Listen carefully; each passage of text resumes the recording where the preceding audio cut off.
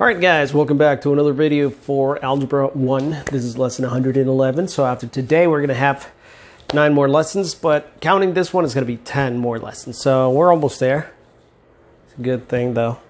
We're almost done. Now understand something really important. Today's lesson is going to be a little bit difficult because we've never actually talked about permutations before. This is the first time we talk about permutations.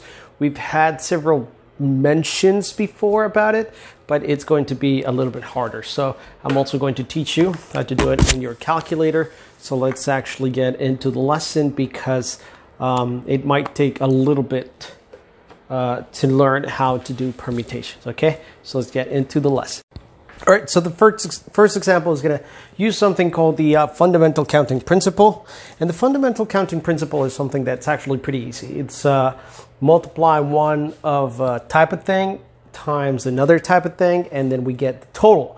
So what it means is if you can only buy a one-topping pizza from one of these 3 crusts, how many choices do you have? Some people will say 4. Some people will say, well, it's 4, and then we have 3, and that's right. The fundamental counting principle is going to tell us that we have to multiply the toppings by the crusts, and we're going to get 4 times 3 equals 12.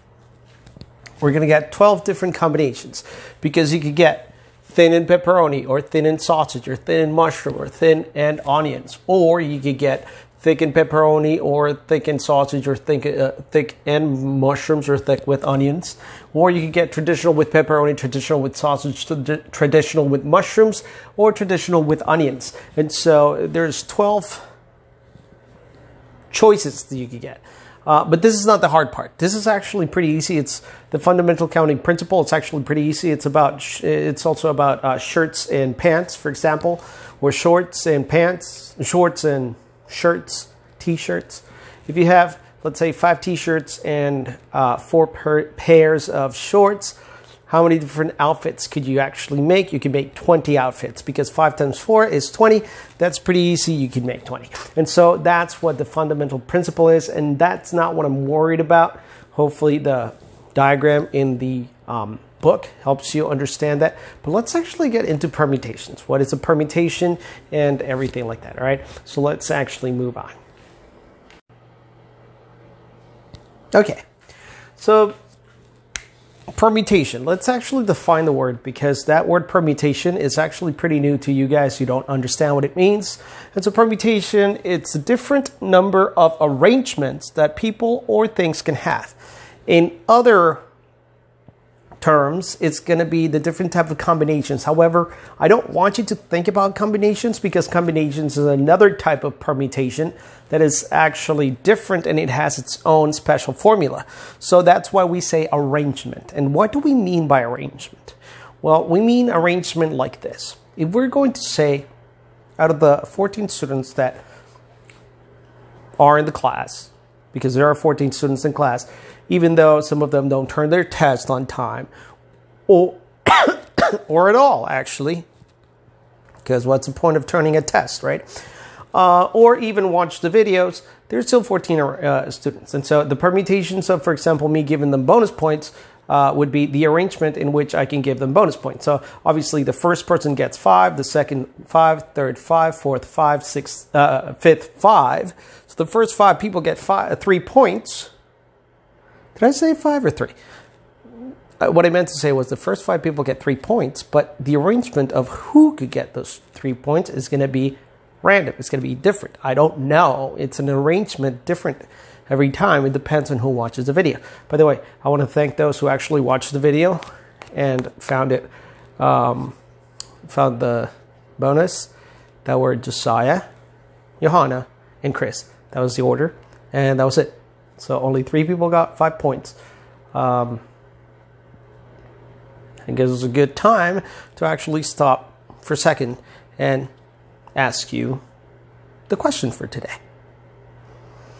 And I think the question for today would be, what is your favorite holiday?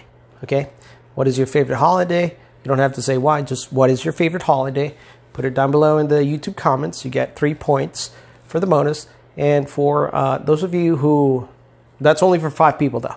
The The first 5 people that comment down below what your favorite holiday is, I'm going to actually tell you, you have bonus. Now, if you're the 6th person to comment, you're not going to get anything. That's how it goes. However, if you're the 6th person and you choose, and if you want to get bonus points, you have to go to Google Classroom, and you're going to write what your favorite sports team is.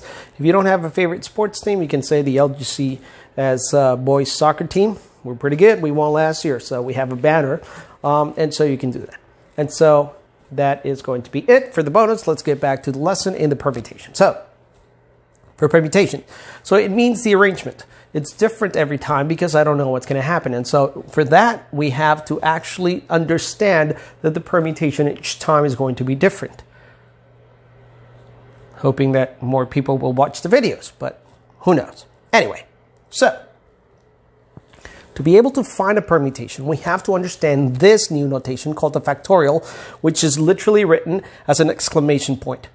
So, or mark, point I call it, but it could be an exclamation mark too. So we have n factorial, which means that n times n minus 1, and so forth all the way times 2 times 1. So what does this mean? I'm going to give you an example so that you understand what the factorial is. A factorial is, for example, when I have 4 factorial, it's going to be the same thing as 4 times 3 times 2 times 1. So the 4 factorial means that I'm going to multiply 4 times every other counting number or natural number that is before it. So 4 times 3 times 2 times 1. 4 times 3 is 12, times 2 is 24, times 1 is still 24. The factorial of 4 factorial is 24. So that's what it is. And so you have to understand this so that we understand the formula a little bit later on what permutations are. So based on that information, I think that they actually give you an example. Yes, they give you an example of factorials first, and then we move on to the formula for permutation. So let's get into the example for factorials. Okay, so in example 2, we have 7 factorial, and we have 9 and 4 factorial. So 7 factorial is the same thing as saying 7 times 6 times 5 times 4 times 3 times 2 times 1. Well, the good thing is that we already know what 4 factorial is. Over here, we know this is 24. 6 times 5 is 30. And 7. So it's going to be 7 times 30 times 24. This is going to be 210 times 24. And you get my drift, right? I'm not going to make you do it by hand. And so if you don't have to do it by hand, I don't have to do it by hand. So what I'm going to do is I'm going to multiply 210 times 24. And I get that to be 5,040. Whew. Nice catch. 5,040, okay? Now, moving on to the second part, we have 9 factorial and 4 factorial. We already know that 4 factorial is 24 because it's never going to change. 4 times 3 times 2 times 1 is 24, but 9 factorial is going to be 5,040 times 8 times 7 times 9, I mean. 9 times 8 times 5,040. So you can actually do it in your calculator. 9 times 8 times 5,040. It would be 362,880 divided by 24. So we divide that by 24 and we get 15,120. That's one way of doing it. However, understand something here. I could have also say that 9 factorial over 4 factorial is going to be the same thing as 9 times 8 times 7 times 6 times 5. Why not the rest? Because the rest times 4 factorial right here on top on the numerator, 4 factorial in the denominator. You cancel out the 4 factorials. You get 9 times 8 times 7 times 6 times 5. Let's actually multiply that. 9 times 8 times 7 times 6 times 5 equals 15,120. So I was right. You can actually do this. It would actually simplify this. So this is the way that you do factorials. However, there's a way to do it on the calculator. I'm going to show you right now. So let's take that example. 9 factorial over 4 factorial. So you get your calculator, right?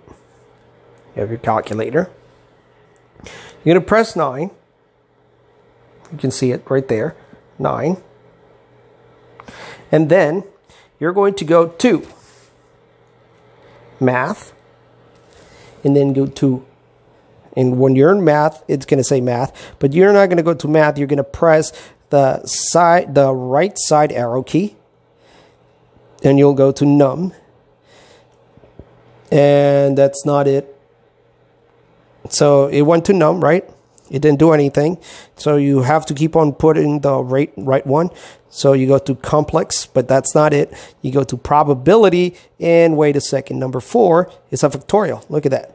So you're going to put factorial divided by, so look at my screen. 9 factorial divided by 4. Again, math. Go all the way to probability. The 4th one is factorial. Boom. 15,120. That is going to save you a lot of time, and I hope that you guys always remember that you can do it in your calculator. I had to teach you how to do it by hand, but obviously if you have a calculator, you can do it, because this is the type of work that hopefully you know how to do. Hopefully you guys know how to multiply numbers together. So yeah, let's move on actually to permutations now that we know how to use factorials. Okay, so the formula for factorials is NPR equals n factorial over, did I say the formula for factorials? No, the formula for permutations is NPR equals n factorial over n minus r factorial. So what does this mean? P, obviously permutation, and the number of objects that we're talking about are people. And R, how many are taken at a time? Meaning at a particular example, how many are taken, and I put in parentheses order, because that literally is what we're talking about. We're talking about order. For example, in a race, if we said that there's, I don't know, 25 racers, and we only care about what would be the order be for the first, second, and third place, because those are the one that plays, that's what we're talking, the order. How many different combinations are there for the different 25 racers to end first, second, and third? So we just care about literally the first 3 people that finish the race. And so that's what the R means. The order at which it's going to finish, it does matter. So having said that, this is the formula where N is the number and R is the order that we want. If we don't need an order, then we're going to say that N and R are going to be the same. What do I mean by this? If we go to the next example, and you look at example 3, it says your school is running a recycling campaign in which 6 classes are competing to see who can collect the most recyclable materials. In how many ways can the classes finish in 1st through 6th? So it doesn't matter who finishes 1st, 2nd, 3rd. No. What matters is how many different permutations or different combinations are there for 1st, 2nd, 3rd, 4th, 5th, and 6th. So they don't really want to know how many times can somebody get number 1, but or the first 2, but they want to know the different order. How many different orders could there be for that permutation? And so what we need to do is use the formula. And so the formula says we have 6 permutation 6 for R, which is 6 factorial over 6 minus 6 factorial based on this formula, right? So 6 over 6 factorial is, well, 6 over 6 is going to be 0. So in the denominator, we have 0 factorial. Please pay attention. 0 factorial does not mean 0, because if not, then we can do the math. It means 1. 0 factorial is the same principle as saying 0 to the, anything to the 0 power. Like 3 million to the 0 power is still 1. So anything to 0 factorial is going to be 1. Okay? You can actually use your calculator to do it. So I'm going to use my calculator. to calculate what the 6 factorial is, and that's 720. It's still 6 factorial here. My bad. So there are 720 different combinations of the of how the classes could end up placing. Now, if they say the same thing, right? In example 3b, they said, well, we're going to use the same thing, a permutation, but this time we do care about which classes could end up being first or second. Now, this is going to be completely different because then we have 6p2,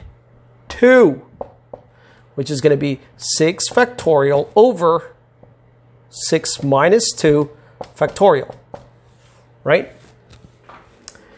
Now I have good news for you.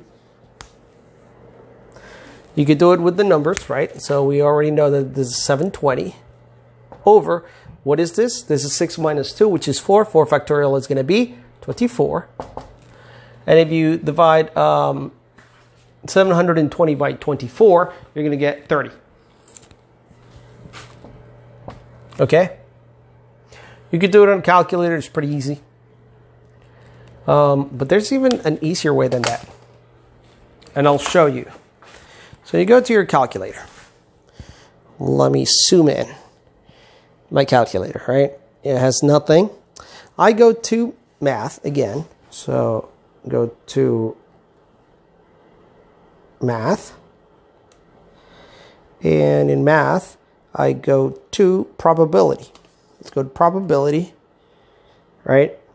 And look at that. The second one is NPR. So you press it, and your calculator will tell you, okay, what is N? N is 6.